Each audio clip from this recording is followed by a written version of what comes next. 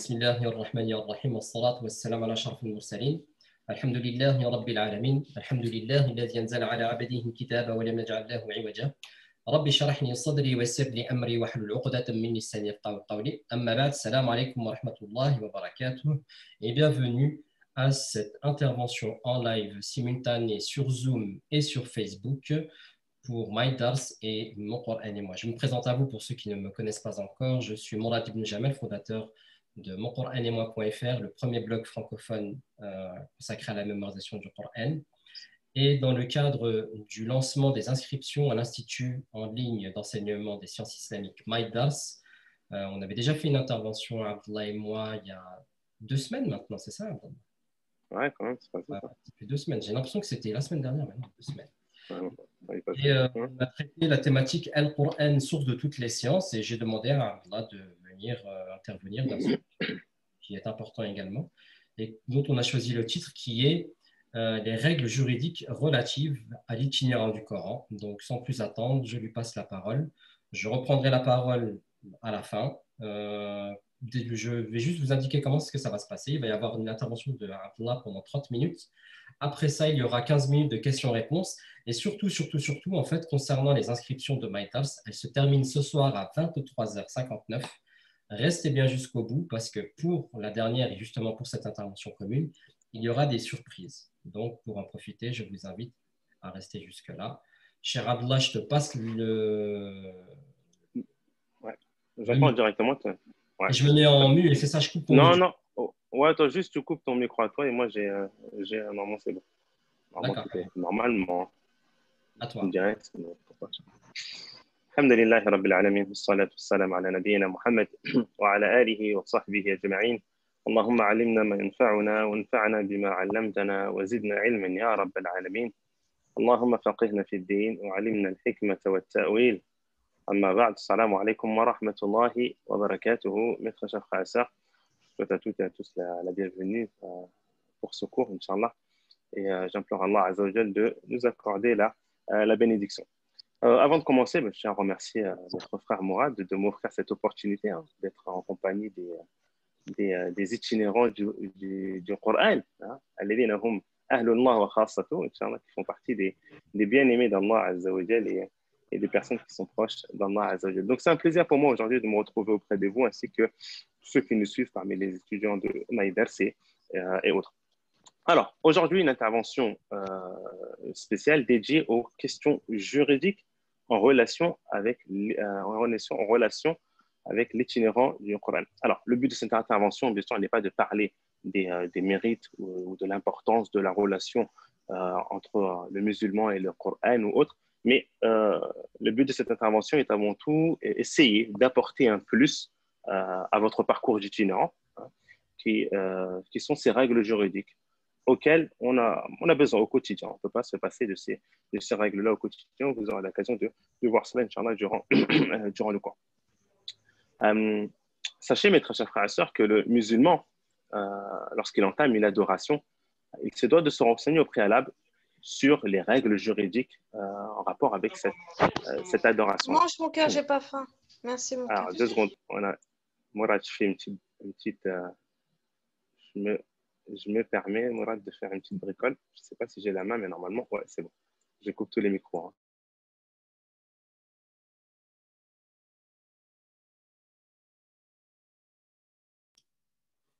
Alors là, je ne sais pas si tu m'entends, mais toi aussi, on ne t'entend plus en fait.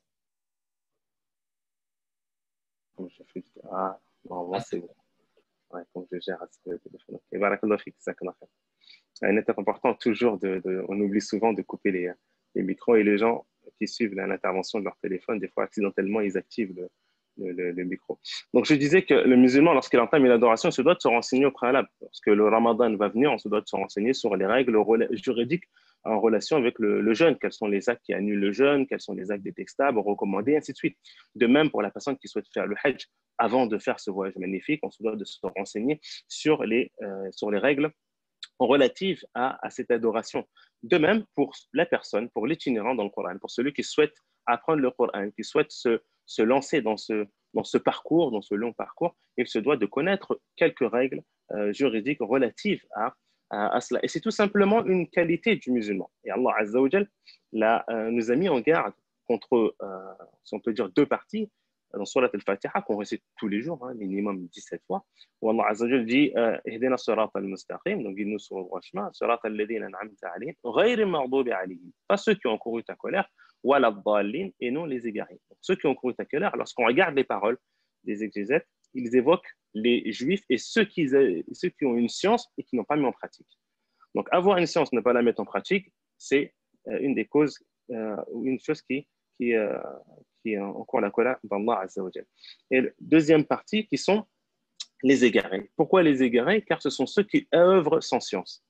Donc, on demande à Allah Azza wa Jal de ne pas faire partie du nombre de ces personnes, de ces gens, de ceux qui œuvrent sans science, sans s'être renseignés sur les questions juridiques relatives à l'adoration. Donc, avant de commencer, sachez que la plupart des questions qu'on va aborder aujourd'hui sont des questions où les savants ont énormément divergé. D'accord. Il y a beaucoup de divergences. Donc, on va aborder ces questions-là en essayant d'évoquer la parole la plus forte. Mais il y a un point important, et on va le rappeler par la suite, que sortir de la divergence, c'est un acte qui est recommandé. Et on va le voir par la suite à travers les questions. Que signifie cela, le fait de sortir de la divergence? D'accord. De même que la plupart des questions qu'on va aborder sont en relation donc avec le Coran et le Mus'haf, sans faire la différence entre les deux. Tout ce qu'on va évoquer concerne le Coran en soi ou bien le Mus'haf, et si vous souhaitez la différence entre les deux, on pourra l'aborder par la suite.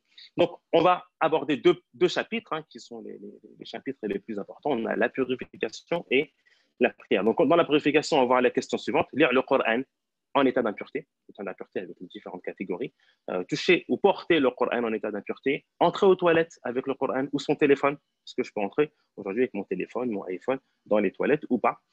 Laisser les enfants toucher le Coran. Est-ce que je peux confier à mon fils un Coran, excusez-moi, et il apprend le Coran il apprend le Coran à travers le Mus'haf. Écrire le Coran sans les ablutions, est-ce qu'on a le droit d'écrire le Coran sans les ablutions? Personne qui souhaite réviser, utiliser le lawh ou bien utiliser un cahier et écrire le Coran, a-t-il la possibilité d'écrire le Coran sans les ablutions? Et on a une partie concernant la prière. Donc, on a lire avec le Mus'haf, c'est la question, souvent ça, lire avec le Mus'haf, la prière, ou bien lire avec le téléphone. Est-ce qu'on a le droit de sortir notre téléphone durant la prière et lire sur le téléphone? Et le deuxième et dernier chapitre en relation avec la prière sur la prosternation de la lecture, sujoud et tilawa. Donc, on va aborder quelques statuts, quelques règles juridiques en relation avec cela. On commence, pas de questions. Premier chapitre, donc au niveau de la purification, la première question qui est la question phare qui se pose souvent: ai-je le droit de lire le Coran en état d'impureté? Alors, avant de commencer, qu'est-ce qu'une lecture? Je pose une question pour ceux qui nous suivent sur Zoom. Vous pouvez interagir sur le chat, de même que ceux qui nous suivent sur la chaîne de Mon Coran et moi, sur la page Facebook Mon Coran et moi, peuvent interagir. Qu'est-ce qu'une lecture? Il est important de savoir qu'est-ce qu'une lecture pour pouvoir répondre à la question. Si on te pose la question: ai-je le droit de lire le Coran en état d'impureté? Est-ce que tu réponds oui? Est-ce que tu réponds non? Ou avant de répondre même à cette question, on se doit de savoir qu'est-ce qu'une lecture. Donc, je vous laisse répondre. Je vais commencer à répondre. Alors, lecture Mus'haf. Moi, je regarde sur Zoom. Regarde, Mourad, toi, sur la page Facebook, s'il y a par téléphone 800. Alors, moi, je ne suis pas en train de vous demander la réponse. Je vous demande qu'est-ce qu'une lecture? Pour vous, une lecture, c'est quoi une lecture? Parce qu'une personne, elle est en train de lire. Que signifie pour vous cela?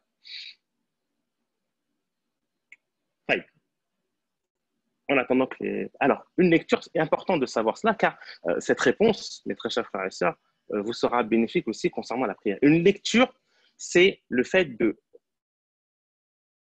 Alors, on a, comment dire cela? On a plusieurs étapes. On a la lecture intérieure, ce qu'ils appellent récemment la lecture du cœur. C'est une personne qui lit. Voilà. Actuellement, je suis en train de lire le Fatiha. Voilà. Je lis le Fatiha, mes lèvres ne bougent pas et il n'y a aucun son. Je suis en train de faire une lecture intérieure. On appelle ça la lecture du cœur. Qira'atul qalb. D'accord? Ça, on n'appelle pas ça une lecture. Et j'attire votre attention sur un point important, sur la salat. Si durant votre prière, vous lisez sans mimer, vous lisez le Fatiha sans mimer, c'est-à-dire vous dites Allahu Akbar et vous restez de cette manière. Voilà, je ne bouge pas, je ne mime pas. Ce n'est pas une lecture. Ça peut aller même très loin. Si vous priez seul et que vous êtes dans le cas où la sourate al-Fatiha est une obligation, que votre prière ne soit pas valable. D'accord? Une lecture, on a plusieurs étapes. Donc, on a lecture du cœur. On a, à partir du moment où la personne, elle mime. Donc, si je mime, je vais faire un exemple avec le Fatiha. Avec le Fatiha, excusez-moi. Donc là, je suis en train de mimer le Fatiha. Ceci est une lecture. D'accord? Donc, dans la salat, ceci est valable. Et on a la lecture qui est le fait d'entendre, hein, avec la prononciation, d'entendre le Coran. Donc, c'est ça une lecture. On comprend de cela qu'une personne qui fait une lecture intérieure, même en état d'impureté, a-t-il le droit? La réponse est oui. Pourquoi? Car ce n'est pas une lecture. D'accord? Donc, pour répondre à cette question, on est obligé de, bien sûr, d'aborder les deux états d'impureté, qui est l'état d'impureté mineur et majeur. Alors, qu'est-ce qu'un état d'impureté mineur? L'état d'impureté mineur que je pense que personne d'entre nous ignore, et ce qui est causé suite à les personnes qui urinent ou qui laissent des selles ou qui lâchent un gaz. Donc, on a l'état d'impureté mineur. Concernant l'état d'impureté mineure, la majorité écrasante des savants sont d'avis qu'on peut lire le Coran même en état d'impureté mineure, et certains savants apportent même un consensus. Ils disent qu'il y a un ijma' sur cette question. Donc, on peut lire, il n'y a aucun mal de lire le Coran en état d'impureté mineure. Attention, encore une fois, j'attire votre attention. On est sur la question de lire. Je n'ai pas parlé de toucher. Je veux que vous me suivez jusqu'au bout. Pour toucher le Coran, on va l'aborder par la suite. Je parle de la lecture. Donc, les savants sont d'accord au niveau des 4 écoles juridiques que je peux lire. Si je suis en état d'impureté mineure, je peux lire le Coran, il n'y a aucun mal. L'imam Nawawi, d'ailleurs, rapporte que les savants sont unanimes sur cette question, qu'il est toléré de lire le Coran pour celui qui est en état d'impureté mineure. Cependant, il est conseillé de faire les ablutions. D'accord? Et il y a un hadith par rapport à ça où Ali disait que le prophète, sallallahu alayhi wa sallam, a fait ses besoins, et après avoir fait ses besoins, il mangeait avec nous. Dans le hadith, Ali disait, il mangeait avec nous du pain, de la viande, et il récitait le Coran. D'accord? Il n'a pas fait les ablutions. Cela montre que ceci est toléré. Et même Bukhari, même allé plus loin, il a évoqué un chapitre dans son recueil où il a appelé la lecture du Coran suite à un état d'impureté. Il fait référence, bien sûr, à l'état d'impureté mineure. D'accord? Entre le même statut, le cas particulier de la personne qui est victime d'incontinence, d'accord, il a le droit de même aussi de lire le Coran, de même la femme qui est en état de métrorragie.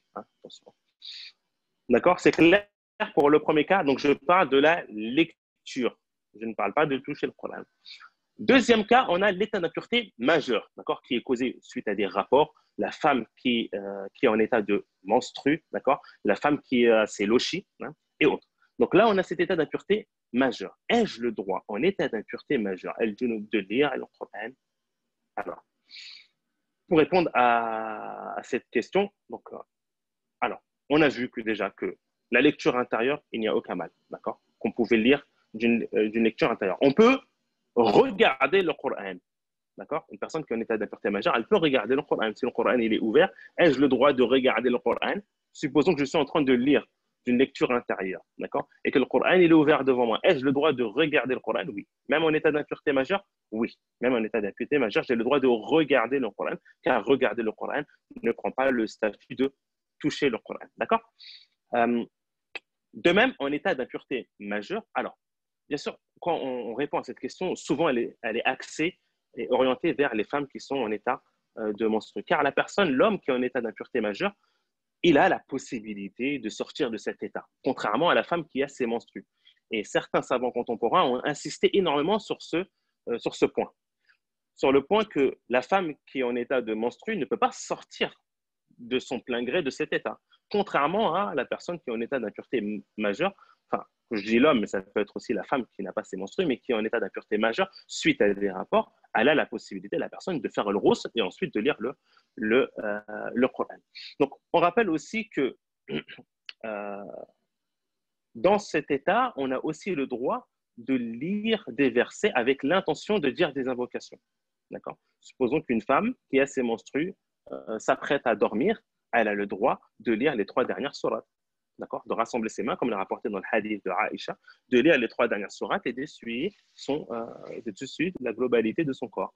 Pourquoi est-ce qu'elle a le droit? Car elle le fait avec l'intention de dire des invocations. D'accord? Là, elle est la nuance. D'accord? Donc, c'est une petite parenthèse que j'ai ouverte. Alors, concernant la femme qui est en état de menstru ou bien la personne qui est en état d'impureté majeure, la majorité, je parle au niveau des jurisconsultes, des 4 écoles juridiques interdisent à la personne en état d'impureté majeure de lire le Coran. Ils disent. Ils se basent sur plusieurs preuves, dont le hadith rapporté par Ibn Omar, où le prophète a évoqué que la femme qui a ses menstrues et la personne en état d'impureté majeure ne lisent pas le Coran. La yaqra'u al-hayd wal-junub al-Coran. D'accord? Donc, ils se basent sur ce hadith-là pour dire le prophète a évoqué clairement le cas de la femme qui a ses menstrues et la personne qui est en état d'impureté majeure. D'accord? Oui. Donc, il se base sur cette parole-là. Sachez que concernant, donc ça c'est pour la personne qui est en état d'impureté majeure. On va plus parler sur la femme qui est en état de menstru. D'accord?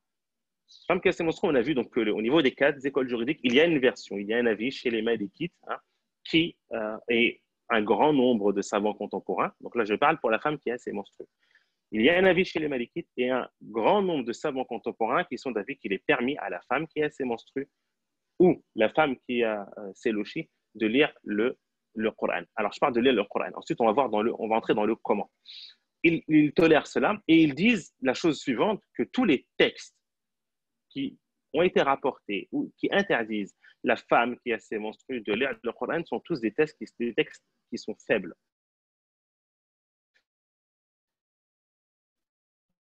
De même,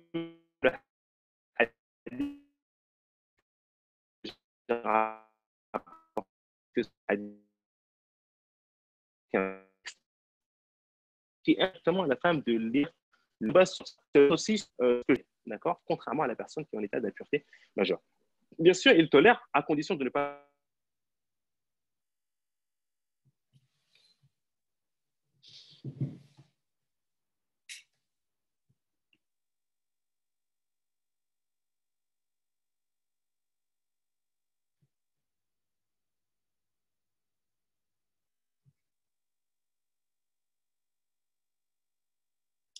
Salam alaikum. Pour les gens qui sont sur Zoom et également sur Facebook de toute façon, il y a un petit bug là avec la connexion avec Cheikh Abdullah. Je vais lui indiquer très rapidement lorsque ce sera possible. Ouais, on a préparé une roue de secours, Mourad. Allez, nickel. Abdullah, ça a coupé au moment où tu as dit que les hadiths qui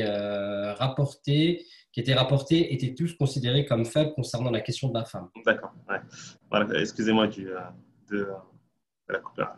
On reste à la base, Mourad. Rien de mieux que l'ordinateur, hein, même si la qualité de la vidéo, c'est pas.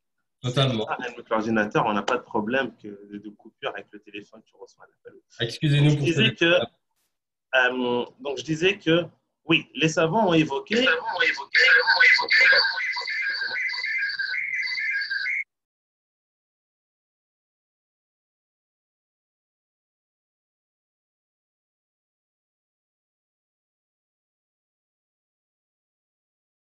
Deux secondes.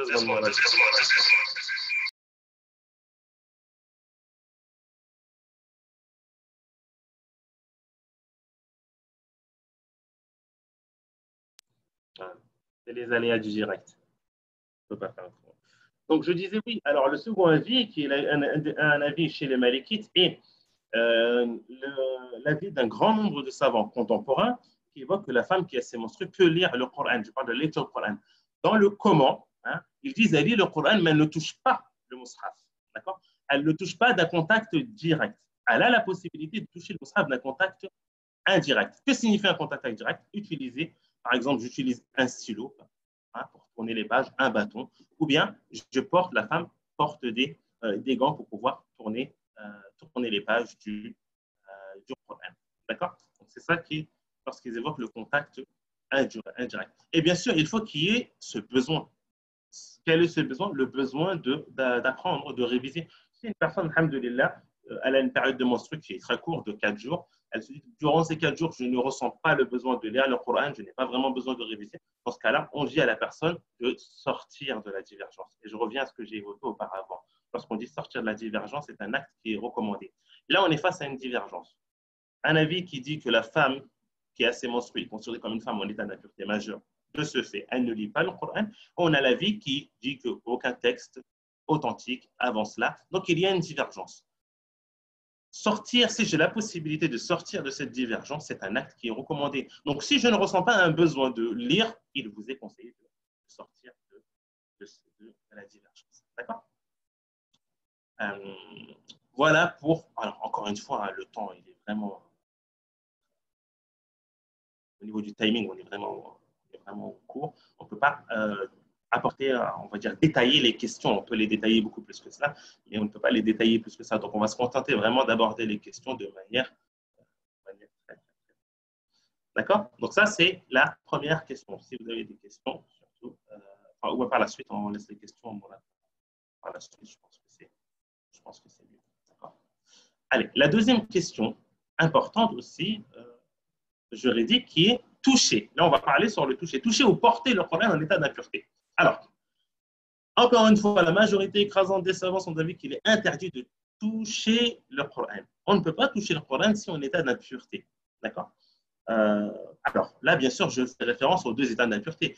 Bien sûr, on parle plus sur l'état d'impureté mineure et ça entre indirectement aussi l'état d'impureté majeure, hein, qui est un cas qui est beaucoup plus grave. D'accord? Ils se basent tous sur le verset où Allah Azza wa Jalla a dit La yamassuhu illa al-mutahharun, que seuls les purifiés touchent le Coran ou le touchent. En parlant du Coran, ça c'est l'une des explications. Donc, nous savons, bien sûr, on a divergé sur ce verset. La yamassuhu, est-ce que le ha il revient sur le Coran ou bien sur les tables gardées? Illa al-mutahharun, est-ce que les purifiés fait référence aux croyants ou aux anges? Quoi qu'il arrive. Le prophète sallallahu alayhi wa sallam a dit aussi ne touche le Coran qu'une personne en état de pureté. D'accord? Donc, on n'a pas à toucher le Coran. Je vous une parenthèse, je vous apporte un élément important. Sachez que chez les Malikites, ils interdisent toute forme de contact, que ce soit de manière directe ou même indirecte. De même que le fait de porter le mushaf. Quoi qu'il arrive. Donc, concernant le fait de toucher, alors, les savants contemporains, encore une fois, hein, qui prennent en compte le contexte de la personne, de l'étudiant, de la personne qui a besoin d'apprendre, de la personne qui enseigne. Ils ont permis à celui qui enseigne ou à l'étudiant de toucher le Coran sans les ablutions. Et pourquoi? Tout simplement car ils disent qu'imposer des ablutions dans ce contexte-là, pour ces personnes-là, c'est vraiment causer une gêne qui est assez importante. D'accord? Mais quoi qu'il arrive, je vous évoque moi les avis, mais encore une fois, je reviens sur la règle. De sortir de la divergence est un acte qui est recommandé. De ce fait, le conseil que je vous donne aux étudiants du Coran est d'éviter, quoi qu'il arrive, même en état d'impureté, d'éviter de toucher le Coran, on va parler sur la lecture, de toucher le Coran directement en état d'impureté. Concernant le fait de transporter le Coran, ce que je vous conseille, c'est de ne pas, si vous êtes en état d'impureté mineure, de ne pas transporter le Coran en soi. Hein, c'est-à-dire de le mettre dans un sac plastique, par exemple, et de le transporter.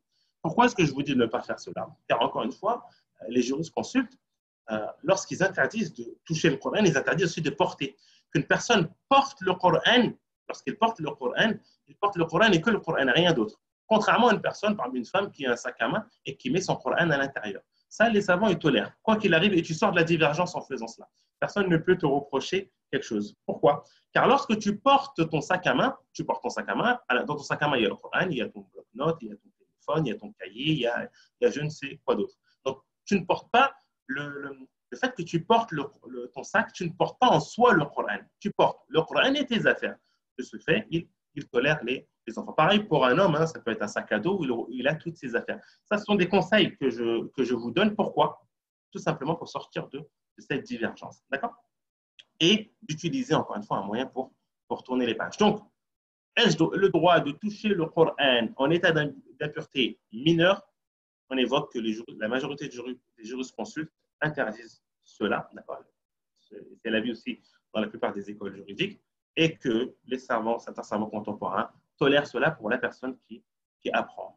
Celui qui apprend le Coran ou qui enseigne le Coran, il a le droit de toucher. Et je vous conseille vivement de sortir de la divergence. Toucher le Coran. J'ouvre une parenthèse qui est importante, je vous pose la question et j'aimerais que vous répondiez à travers le Zoom ou bien à travers le commentaire de la page Facebook. Ai-je le droit de lire le Coran, la traduction du Coran? Aujourd'hui, on a la traduction du Coran qui est connue, le livre rouge.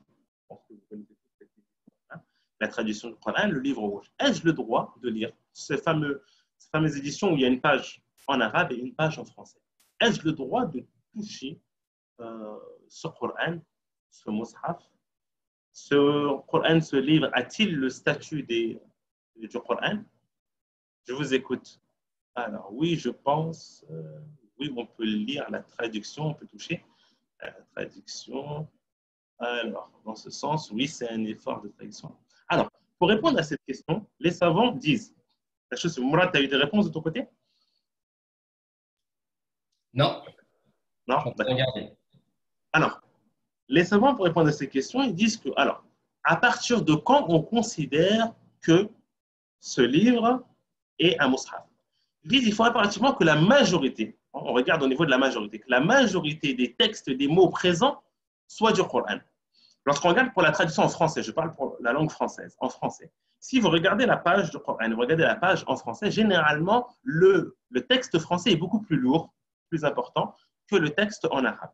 De ce fait, le livre rouge, le mushaf qu'on a avec une page en français et une page en arabe, ce Coran prend le statut du tafsir, il ne prend pas le statut du Coran. De ce fait, j'ai le droit de le toucher, même en état d'impureté.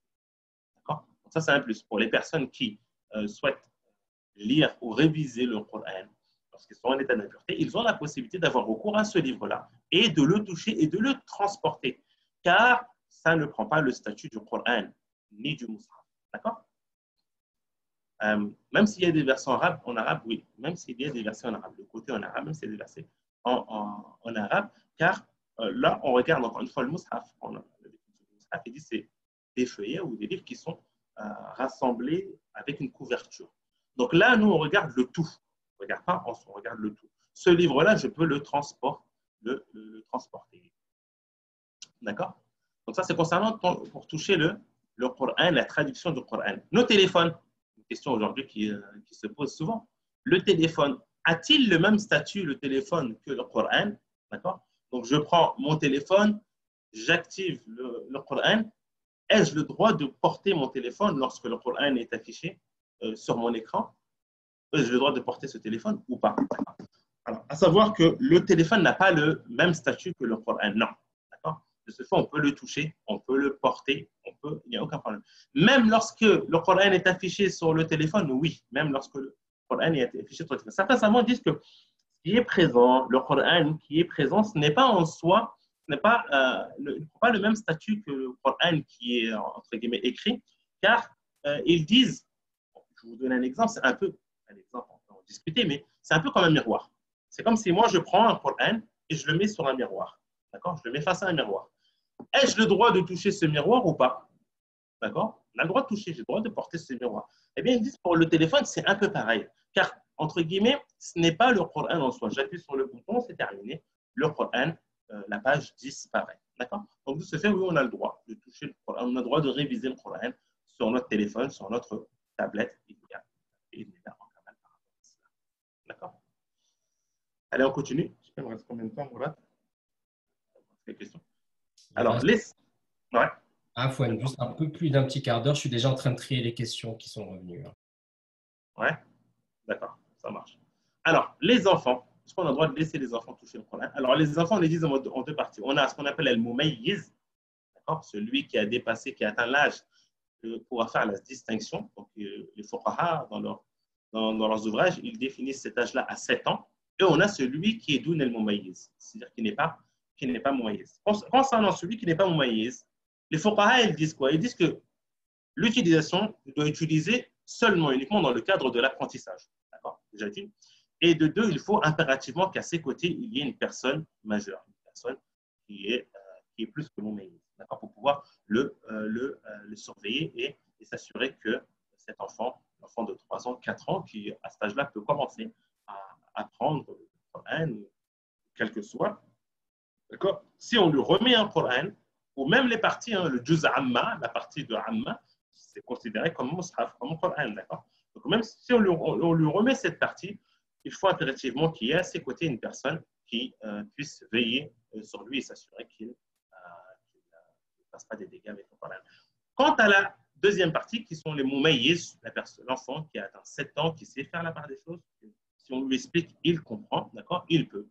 On peut lui laisser le Coran. Ils disent les jurisconsultes, même s'il n'a pas les ablutions. Car imposer les ablutions à un enfant de cet âge-là est vraiment difficile. Donc, il utilise le Coran, il n'y a aucun mal. Tu peux donner à ton enfant un Coran, d'accord? Il révise le Coran, ton enfant de 7 ans, de 8 ans, de 9 ans. Il n'y a aucun mal à ce qu'il prenne un Coran, même s'il n'a pas ses ablutions. Bon, encore une fois, ce doit nous d'être des exemples et d'enseigner à nos enfants le comportement à avoir lorsqu'ils révisent, lorsqu'ils apprennent le Coran, qui est de faire les ablutions et d'avoir leurs ablutions. Mais cependant, s'ils ont perdu leurs ablutions, on ne va pas leur demander à chaque fois de refaire les ablutions. C'est une chose qui est d'accord. Allez, on continue. Question suivante. Entrer dans les toilettes avec le Coran. Avons-nous le droit d'entrer dans les toilettes avec le Coran? Ou bien, ai-je le droit d'entrer dans les toilettes avec mon téléphone? J'ai un téléphone, j'ai plusieurs applications sur le Coran, avec plusieurs applications, même sur le Coran. Ai-je le droit d'entrer dans les toilettes avec mon téléphone ou bien avec le Coran? Alors, à la base, bien sûr, la réponse, et vous avez tous la réponse, qu'on n'a pas le droit d'entrer dans les toilettes avec un Coran, sauf dans un cas où la personne a une excuse valable. C'est quoi une excuse valable? Alors, je suis sorti faire des courses, par exemple, et j'entre dans les toilettes publiques. Voilà. Je n'ai pas la possibilité de laisser mon Coran à l'extérieur. Si je laisse mon Coran à l'extérieur, une personne peut passer, manquer de respect au Coran ou bien tout simplement le voler. Dans ce cas de figure, j'ai le droit d'entrer dans les toilettes avec le Coran. Donc, c'est ça la raison valable. Hein. C'est la peur qu'on le vole ou qu'une personne détériore le Coran. C'est des choses qui arrivent. Quant au téléphone, on a répondu au téléphone qui n'a pas le statut du Coran. De ce fait, j'ai entièrement le droit d'entrer avec le téléphone dans les toilettes. Mais attention, il ne faut pas que j'entre dans le téléphone, que j'entre dans les toilettes, et la page en soi du Coran apparaît sur le téléphone. Non. On met en veille le téléphone, ou bien je suis en train d'écouter une récitation, d'accord? Je ne peux pas entrer dans les toilettes et le Coran est en train de faire ma récitation d'un récitateur sur YouTube. Non, d'accord? On éteint tout, on coupe tout et on entre dans les toilettes. Allez, dernière question concernant le chapitre de la purification. Ai-je le droit d'écrire le Coran sans les ablutions? D'accord? Je prends mon stylo, je prends un papier et j'écris le Coran. Ai-je le droit ou pas? Alors, sachez que si je prends un papier et que j'écris le Coran sur un papier, ce papier-là, il prend le statut de Coran. Attention. D'accord? Si j'écris Surat al-Fatiha sur un papier, ce papier-là, cette feuille A4, hein, qui, quelques minutes, n'avait aucune valeur, après avoir écrit Surat al-Fatiha, ça prend le statut de Al-Qur'an. Donc, attention, il faut respecter. Alors, pour répondre à ces questions, on divise la chose en deux parties. On a le moyen utilisé, qui est le stylo, et on a le support, le papier. Le stylo en soi, j'ai entièrement le droit de tenir le stylo et de faire ce geste qui est d'écrire le Coran même sans ablution. Il n'y a aucun mal. Je peux écrire le Coran même sans ablution. La problématique reste, et c'est la question qu'on a abordée auparavant, reste toucher. J'ai écrit le Coran sur ma feuille. D'accord? Ai-je le droit par la suite de toucher la feuille? On a répondu à cette question. C'est la même réponse que de toucher le Coran. Ai-je le droit de toucher le Coran? Allez, il ne me reste plus que 2 questions abordées concernant la prière. Alors, la première question, qui est une question importante, qui concerne beaucoup de gens, les itinérants du Coran, mais même ceux qui ne sont pas itinérants, qui est lire avec un mushaf durant la prière. Lire avec le téléphone durant la prière. Ai-je le droit? Alors, pour répondre à cette question, encore une fois, on distingue bien les deux choses, la prière obligatoire et la prière surérogatoire. Alors, concernant la prière obligatoire, je suis en prière obligatoire, Salat al-Maghrib, et pour lire durant la prière, je sors mon téléphone pour lire le Coran. Ai-je le droit? Donc, à savoir que chez les Malikites et même chez les Hanbalites, ils disent que c'est détestable. Je parle pour la prière obligatoire. C'est un acte qui est détestable. Pourquoi? Car la personne qui a recours à un Coran ou à un téléphone durant une prière obligatoire, il a forcément recours à faire des gestes. D'accord? Et ces gestes ne sont pas, déjà des gestes qui font partie de la prière, mais de deux, il peut être amené à faire beaucoup beaucoup de gestes. Et faire beaucoup de gestes, c'est problématique dans la prière, car cela annule la prière. D'accord? Donc, pour éviter de tomber dans cet interdit, ils disent qu'il est détestable, c'est de sortir son téléphone, d'accord, macro, de sortir son téléphone pour prendre le mushaf durant une prière obligatoire. D'accord? L'imam, on a l'imam Abu Hanifa qui lui autorise. Hein. Chez les Hanafites, c'est pour une prière obligatoire, il n'y a aucun problème, il autorise cela. Quant à la prière surrogatoire, bien sûr, la prière surrogatoire n'a pas le même statut que la prière obligatoire. C'est beaucoup plus vaste dans la prière surrogatoire. On peut se permettre des choses qu'on ne fait pas dans la prière obligatoire. Donc, il est toléré. On le voit souvent dans les mosquées, Tarawih, Ramadan, les gens qui ont des mushafs, derrière l'imam. Ont-ils le droit? Oui, c'est quelque chose qui est toléré. Il a rapporté que Aïcha a prié derrière l'un de ses servants, l'un de ses serviteurs, qui lui lisait à partir d'un mushaf.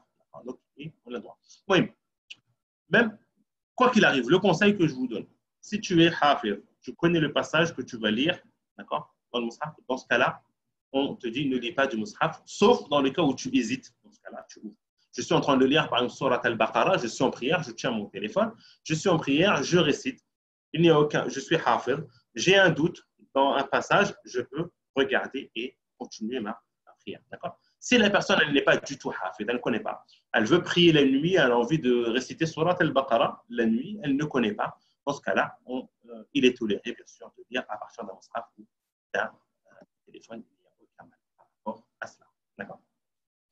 Allez, dernière question, ensuite on laisse place aux questions. Dernière question juridique qui concerne la prosternation de la lecture. Très important aussi. On est amené durant notre lecture, le Coran, à faire des prosternations. Bon, alors, Sujud et Tilawa, donc ce sont des prosternations qui sont dans le Coran.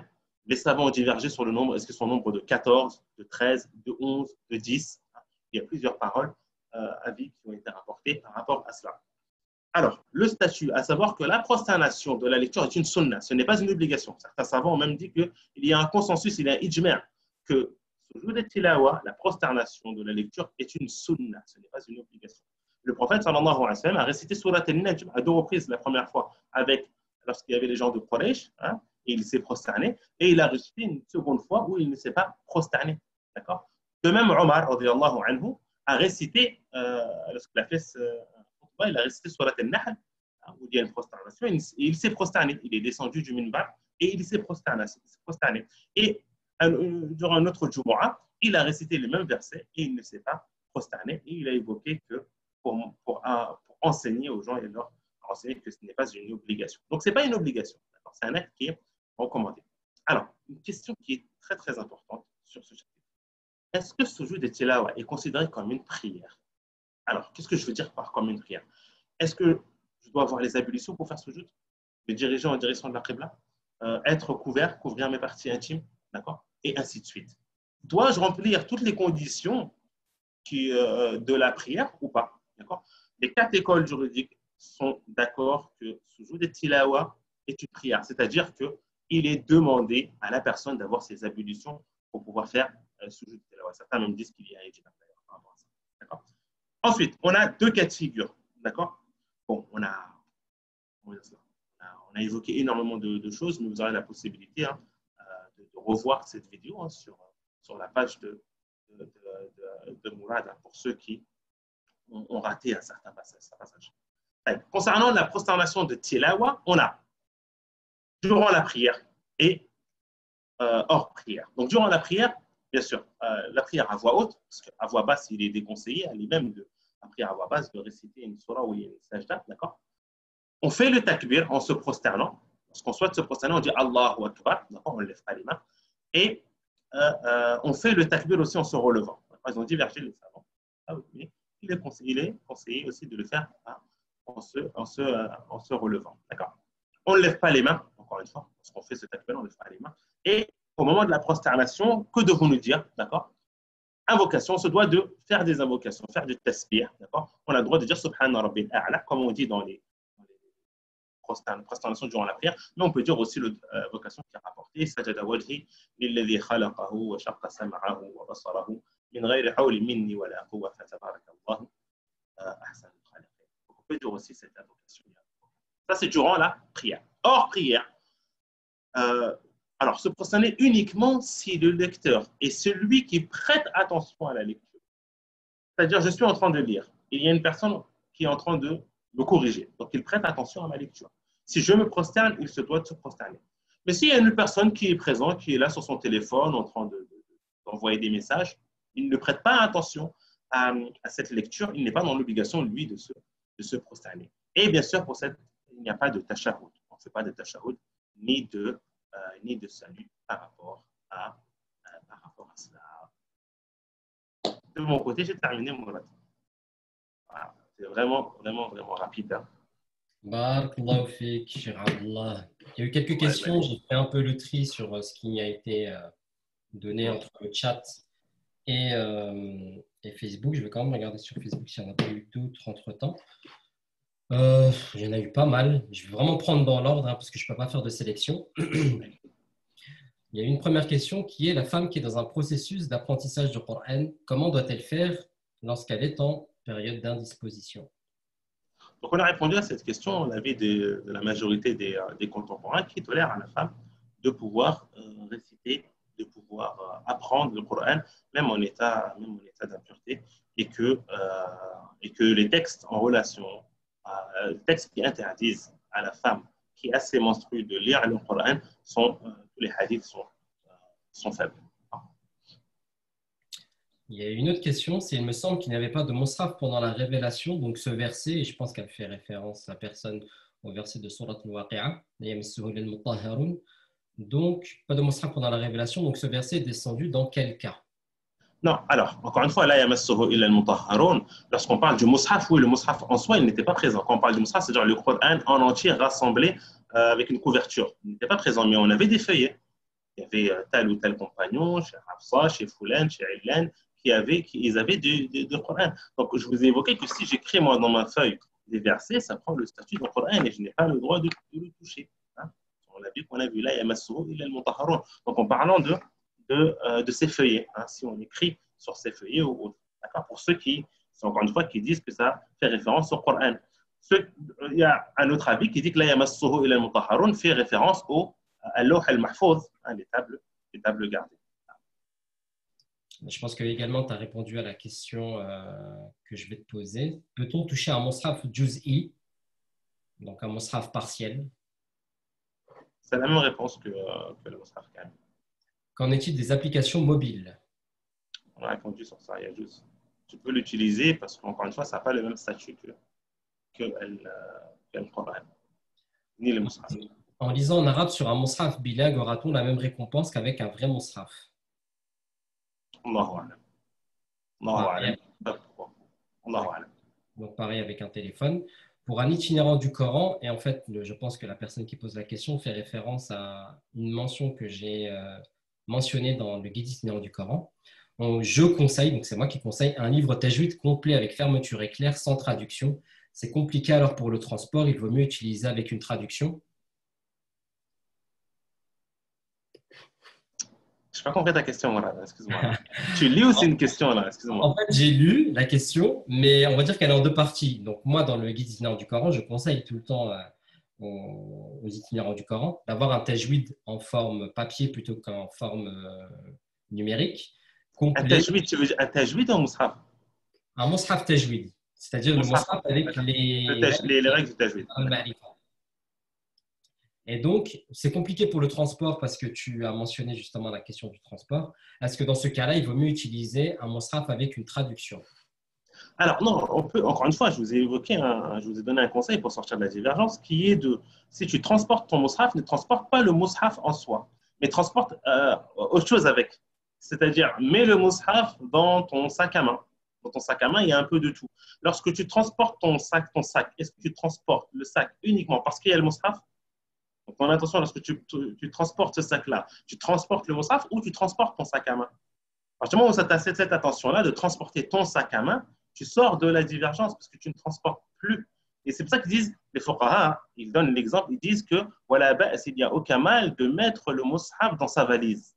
Pourquoi est-ce qu'ils disent cela? Parce que dans ta valise, tu as ton kamis, tu as tes vêtements, tu as un peu de tout. Donc toi, tu transportes ta valise, tu ne transportes pas en soi le mushaf. Contrairement à celui qui porte où il a un sac, il a uniquement le mushaf dedans. Je vais à mon cours de tahfidh, je mets dans mon petit sac en tissu uniquement le mushaf. Là, chez les jurisconsultes, c'est problématique, car tu portes le mushaf et tu n'as pas des ablutions. D'accord? Là est la nuance. Alors en fait, si je résume bien, il faut que le réceptacle du mushaf ne serve pas uniquement au mushaf, que ce soit un pour voilà. tout. Un peu pour tout, pour sortir de la divergence. D'accord. En cas de force majeure, pouvons-nous prier aux toilettes? Bon, ça n'a pas rien à voir avec la conférence. C'est de faire un peu le tri, mais c'est quoi la force majeure? Ça, on peut parler. On a déjà répondu à cette question. C'est quoi une force majeure? C'est quoi une force majeure? Quoi qu'il arrive, toilette, c'est interdit. Prier dans les toilettes, c'est interdit. On se doit se conditionner et se préparer pour la prière et trouver un endroit convenable. Si on écrit des passages du Coran sur une feuille, doit-on le jeter à la poubelle, le brûler, le garder? Que doit-on en faire? Non, on se doit de le garder. Après, il y avait une question que je ne vais pas vous l'aborder, qui est le fait de se débarrasser de son Coran. Avons-nous le droit de se débarrasser d'un Coran ou pas? Est-ce qu'on a le droit? Est-ce que j'ai un Coran? Moi, j'ai le droit de me le débarrasser. Donc, les savants disent oui, on a le droit de débarrasser, mais il faut que ce soit un Coran qui soit dans un mauvais état, où, voilà, entre guillemets, on ne peut plus rien faire avec. Il est vraiment dans un mauvais état. Là, ils évoquent qu'on a le droit de s'en débarrasser par les moyens qui nous sont présentés. Mais dans le cas contraire, on se doit de le garder. Donc, cette feuille où j'ai écrit le Coran, je dois de la conserver. Voilà, la prochaine fois, si tu as du mal à conserver ces feuilles, évite d'écrire le Coran sur des feuilles. Utilise un autre support. Utilise une tablette tactile avec un stylo, je ne sais pas, je dis des bêtises, hein, pour écrire le Coran et t'enregistres ces choses-là. Donc, mais si tu sais que tu as du mal à conserver toutes ces feuilles, n'écris pas sur le Coran. Ou bien, fais comme à l'ancienne, hein, dans le pays d'origine, tu utilises le lore. Là, tu es tranquille. Peut-on réviser le Coran sans ablution? Après, je pense que ça demande plus de détails sur la méthode de révision utilisée, parce que si c'est une récitation de tête, si c'est une récitation en touchant le mushaf. Alors, quand on comprend la question, ablution, il veut dire des petites ablutions. Ouais. On a le droit. On a évoqué qu'on avait le droit. Alors, une autre question également sur le chat. Est-ce que, étant seul dans ma chambre, puis-je lire le Coran sans mon hijab? Si oui, les récompenses sont-elles pareilles qu'avec le hijab? Oui, alors, souvent, elle est posée souvent cette question de le hijab. Ai-je le droit de lire sans porter le hijab? Celui qui souhaite porter le hijab durant sa lecture, il a le droit. Personnellement, je ne connais pas. Alors, je ne connais pas un texte qui impose à la femme. Encore une fois, on parle de la lecture. Je ne parle pas de la prosternation. Attention, je parle simplement de la lecture en soi. On a vu que la prosternation, sujoud et tilawa, demandait les conditions de la prière. Le sujoud en soi. Mais ce n'est pas la lecture qui demande les conditions de la prière. C'est-à-dire, la lecture ne demande pas, ce n'est pas une obligation quand tu lis de te diriger vers la qibla. Ce n'est pas une obligation. Ce n'est pas une obligation pour la femme entre guillemets, de couvrir tout son corps et ne laisser apparaître que le visage et les mains. Ceci est demandé pour la prière. Mais pour la lecture, est-ce que ceci est demandé? Personnellement, je ne connais pas un texte ou un avis qui évoque ça. C'est possible que c'est présent. Jazakallah khaira, Cheikh Abdullah. On va s'arrêter là parce qu'il est 21h03 de mon côté, c'est l'heure de Salat al-Isha. Donc, je te remercie une nouvelle fois pour ton intervention. J'espère qu'elle a été fructueuse et que vous avez pu prendre des notes et surtout que vous avez eu les réponses à vos questions. Donc, je rappelle juste la principale information de cette intervention, c'est que les inscriptions à l'Institut Maïdars s'arrêtent ce soir à 23h59. Et au cours de l'intervention que j'avais donnée pour Maïdars il y a 2 semaines, j'avais offert à un tarif préférentiel un accès à la plateforme cours de tajwidenligne.fr au prix de 29 € au lieu de 147 € pour toute personne qui s'inscrivait à Maïdars. Le truc, c'est qu'il y a eu une mise à jour qu'il a fallu que je fasse sur mon site internet et s'il n'y avait pas eu quelqu'un qui était venu vers moi vendredi dernier, eh bien, il y a des tas de personnes qui n'auraient pas pu bénéficier de cette offre-là. Ce qui signifie que forcément, il y a des personnes qui auraient dû faire le nécessaire, qui n'ont pas pu en bénéficier. Donc, je renouvelle cette offre pour toutes les personnes qui s'inscrivent à Maïdars avant ce soir, parce que de toute façon, ça ferme ce soir à 23h59. Donc, et tous les étudiants de Maïdars, hein, quoi qu'il en soit. Et j'offre également une autre chose, c'est-à-dire que ce sera concernant, comme on a déjà abordé tout à l'heure, le guide itinérant du Coran. Et il y a un pack qui est le pack guide itinérant du Coran, qui est une méthodologie que j'ai mis en place et que, alhamdoulilah, elle a été appliquée et validée par des personnes, des milliers de personnes à travers les 5 continents, qui est composé donc du guide itinérant du Coran et du Mind Map Mutashabihat pour le Juz Amma. Ce pack-là est de 56 € de valeur. Pour toute personne qui s'inscrit à Maïdars, il y aura la possibilité de pouvoir souscrire à ce pack au prix de 15 € au lieu de 56 €. Et je répète également, au cours de Tajwid, 29 € au lieu de 147 €, ce qui signifie que vous pourrez avoir les deux, à savoir donc 29 plus 15, ça fait 44, si je suis pas bon en maths, au lieu de, je vous laisse compter, un peu plus de 200 €. Ça, c'est vraiment pour pouvoir soutenir l'Institut MyDars parce que vraiment, c'est un fabuleux institut avec des profs qui sont formés, des profs qui sont diplômés, des profs qui ont également le recul nécessaire et la pédagogie, la méthodologie nécessaire pour répondre à toutes nos interrogations. Vraiment, si vous cherchez un institut pour cette rentrée 2020, inscrivez-vous à MyDars. Voilà. C'est juste le dernier message que je voulais vous faire passer avant que je file à la mosquée. Abdallah, je te laisse terminer, boucler la séance. Encore une fois, je te remercie de m'avoir accordé cette opportunité de pouvoir simplement m'entretenir avec les étudiants du Coran. Je te remercie aussi encore une fois de ce fabuleux cadeau. Normalement, c'est nous qui devons t'offrir ou offrir aux étudiants du Coran des cadeaux. Mais barakallahu fik, jazakallahu khair, qu'Allah Azza wa Jalla te récompense en espérant que cela sera profitable pour tous ceux qui nous suivent. Et c'est vraiment une opportunité, de vraiment 44 € et t'as tout ça, alhamdulillah. Je n'ai pas été le premier à profiter. Barakallahu fik, je sais pas si tu as quelque chose à ajouter.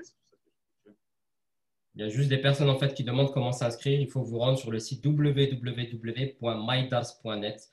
Vous effectuez votre inscription et dans les jours qui viennent, j'en parle en français tellement je suis fatigué, vous recevrez un mail avec le récapitulatif donc, de toutes les offres et la possibilité d'y souscrire, Inch'Allah. Effectivement. Barakallahu fik, ya Mourad, jazakallahu khair. Je clôture? Je te laisse faire. بارك الله فيكم والله أعلم وصلى الله على نبينا محمد وعلى آله وصحبه أجمعين سبحان ربك رب العزة عما يصفون وسلام على المرسلين والحمد لله رب العالمين السلام عليكم ورحمة الله وبركاته بارك الله فيكم السلام ورحمة الله وبركاته جزاك الله خير يا مراد